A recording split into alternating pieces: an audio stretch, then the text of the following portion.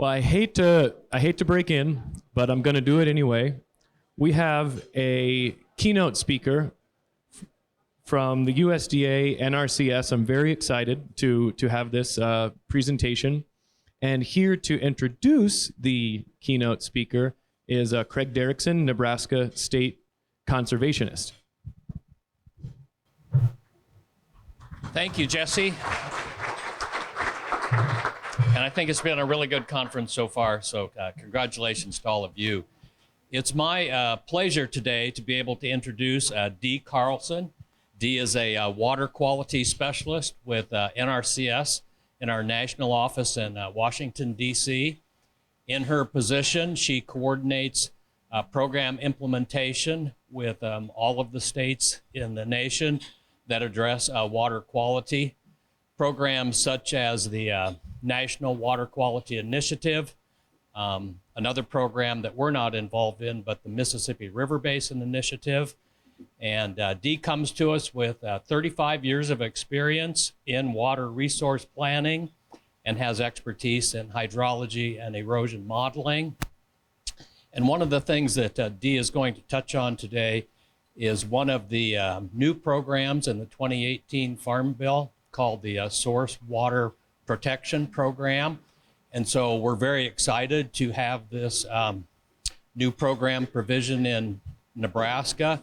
It will mesh very well with all the water issues that we have in the state for wellhead protection areas, as well as for the NRD water management areas. And so we're excited to hear from Dee. Help me give her a warm welcome to Nebraska.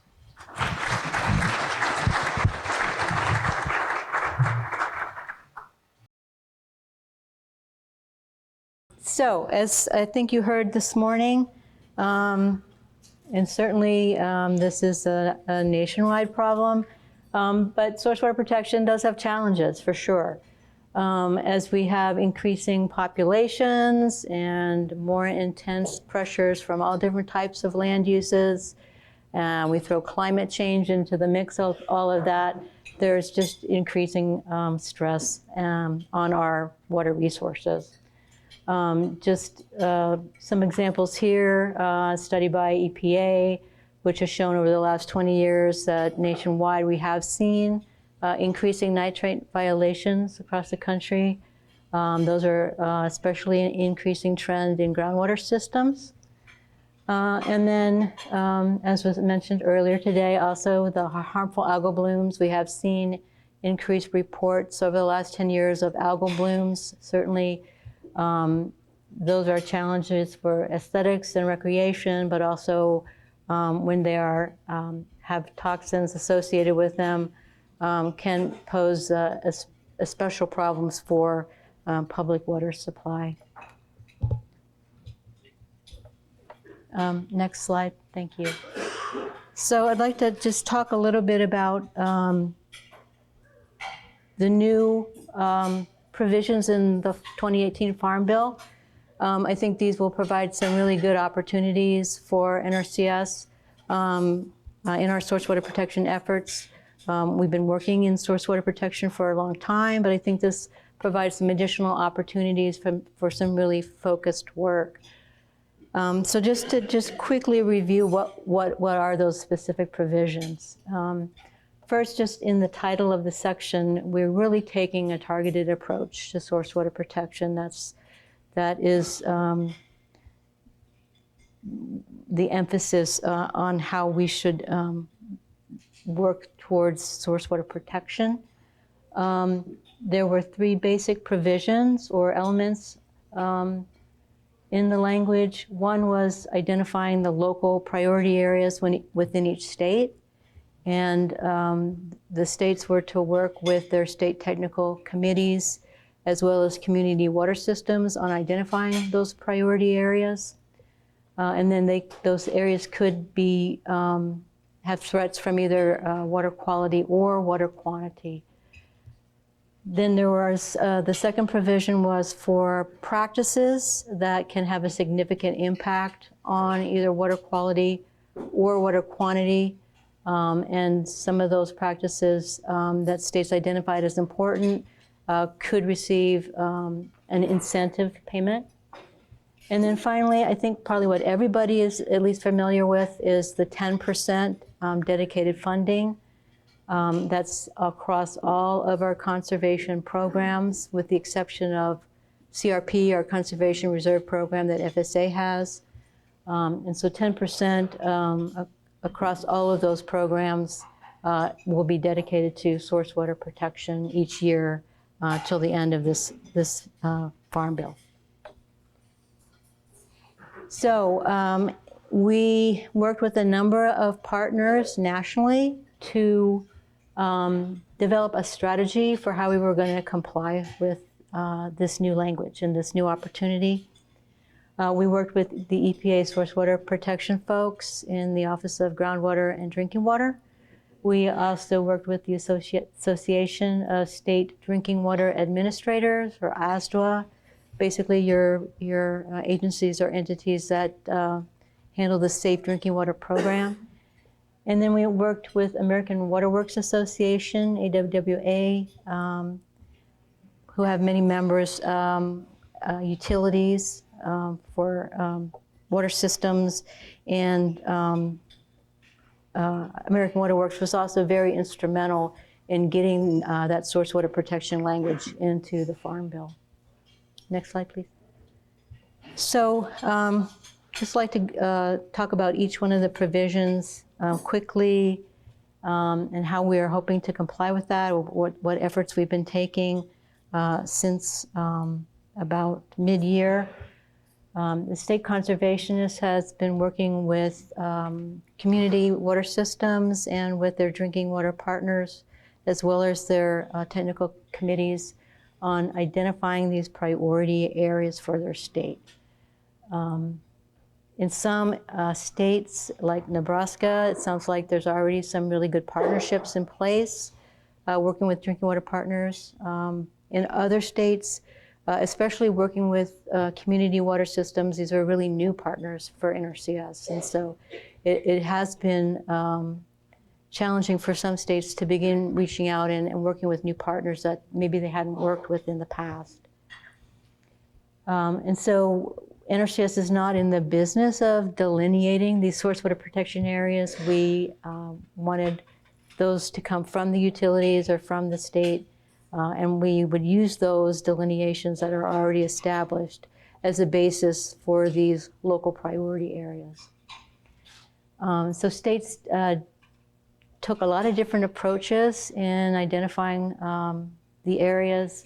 Some used specifically those delineations for source water protection areas, and just identified which ones that the partners all felt were the highest priority for the state. Others combined source water protection areas, for example, in cases where there may be a number or many smaller wellhead protection areas within an area. They would encompass that entire area and call that a local priority area. So we gave the states as much flexibility as we could in delineating these areas that would work best for the drinking water partners and NRCS as well, in addressing potential threats from agricultural land use. And then finally, we asked that our partners make the source water protection assessments that were developed for the Safe Drinking Water Act. And most of those were developed quite some time ago in the early 2000s. I know around the country, utilities and states have been beginning to revise and modify those and update those. But we wanted to have access to those, or to any wellhead protection plans or groundwater management plans, any types of plans that would really help us in the implementation of practices to meet those threats that were identified. The practice incentives, again, the state conservationists have been working with drinking water partners to identify the practices in their state that they feel are most important, have a significant impact on water quality and water quantity. And those practices can receive up to 90% increased payment rate. And so we're sort of waiting for the interim final rule for our programs to be finalized, but we will provide some additional guidance on these practices and the selection of the practices to our states. Next, thanks. And then finally, the 10% dedicated funding, we will be tracking that at the national level. We're still working on the protocol that we're going to use to track that, but we plan to track that implementation within those local priority areas that have been established. So we'll be looking at both financial and technical assistance that's implemented in these areas.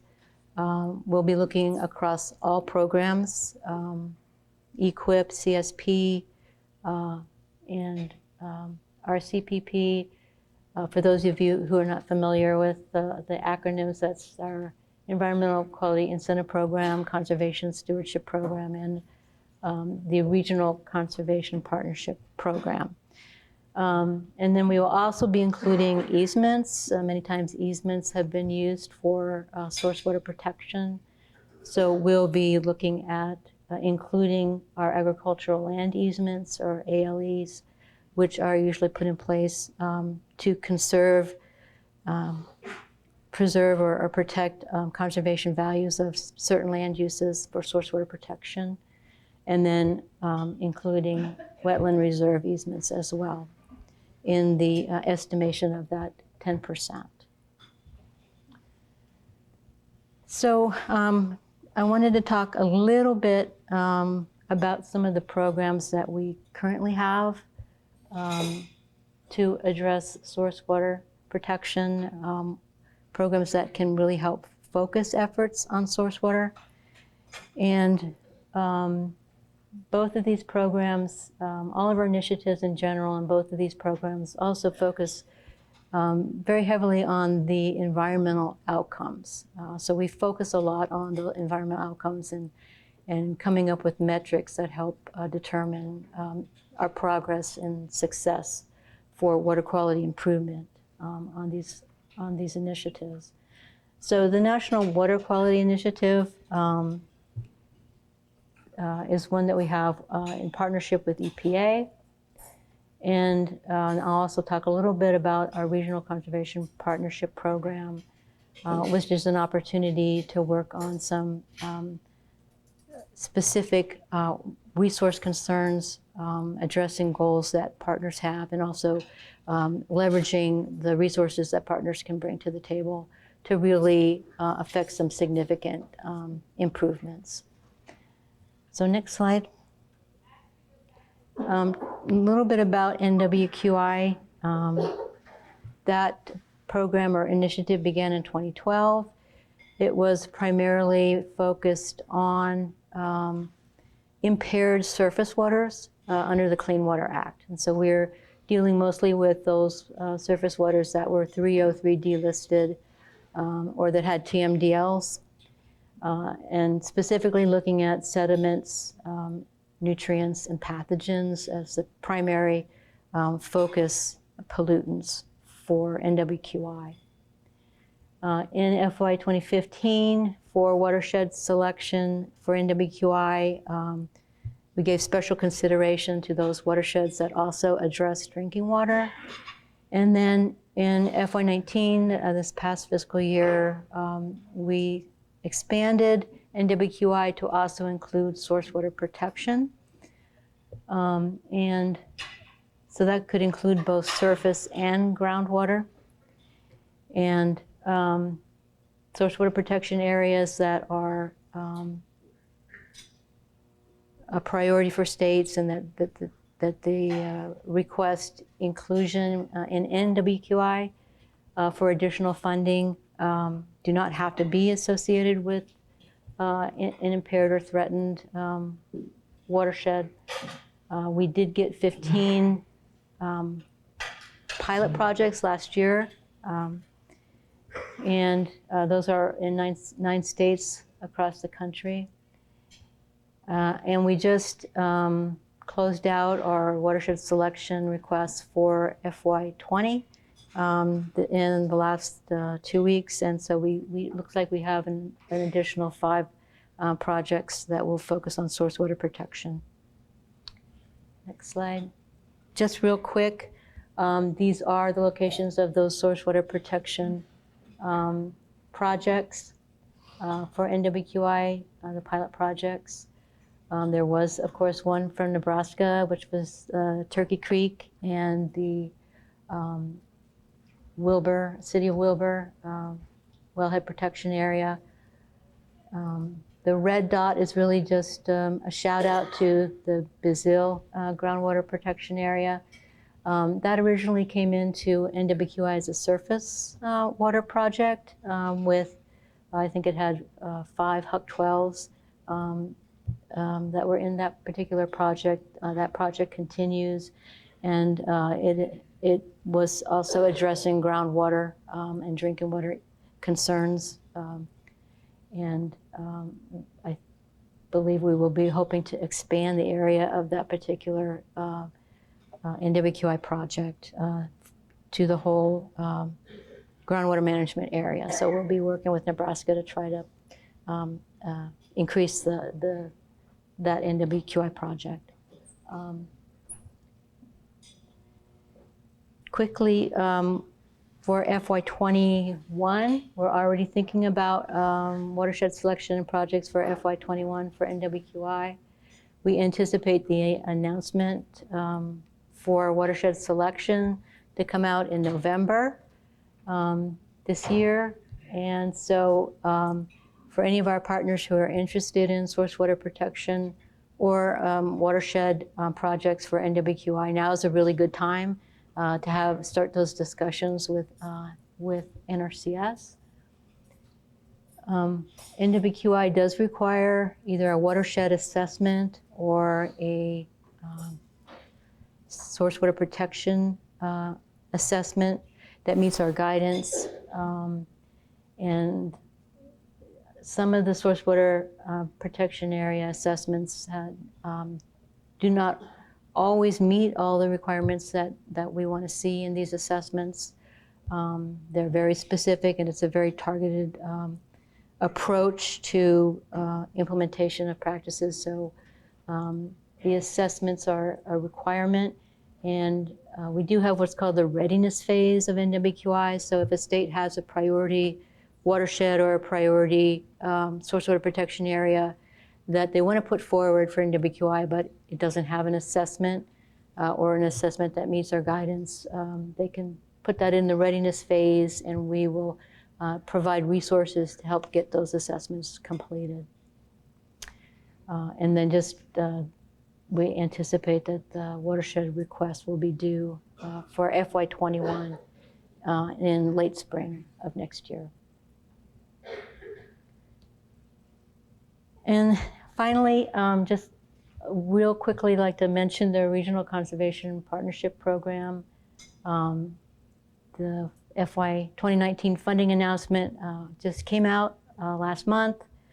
The proposals will be due December 3rd, up to $300 million annually for RCPP. And this is one program that has significant changes to it with the new Farm Bill. So I'm not going to get into all of those changes, but just quickly, it is now a standalone program with its dedicated funding. There are only 2 funding pools for this Farm Bill, and that will be the critical conservation areas and a state or multi-state funding pool. And there will be specific RCPP contracts now for any of these proposals, the projects that move forward, and new agreement structures with various activity types that can be used. So the projects can be customized basically for what will work best in the local area. It brings to bear basically all of our potential authorities for implementation of EQIP type practices for improvement. It can also include easement agreements, and we can also use our PL 566 authority for watershed type projects or public structure projects.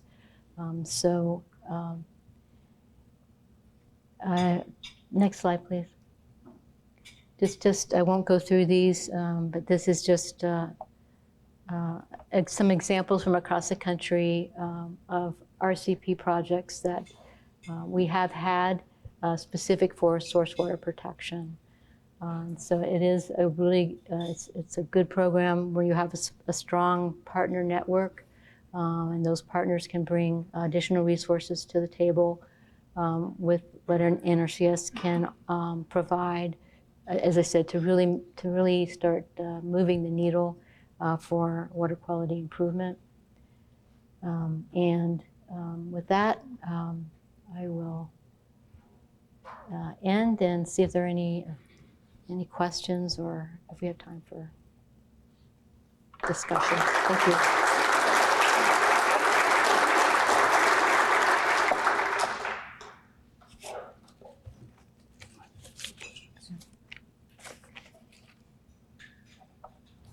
Any questions or any comments?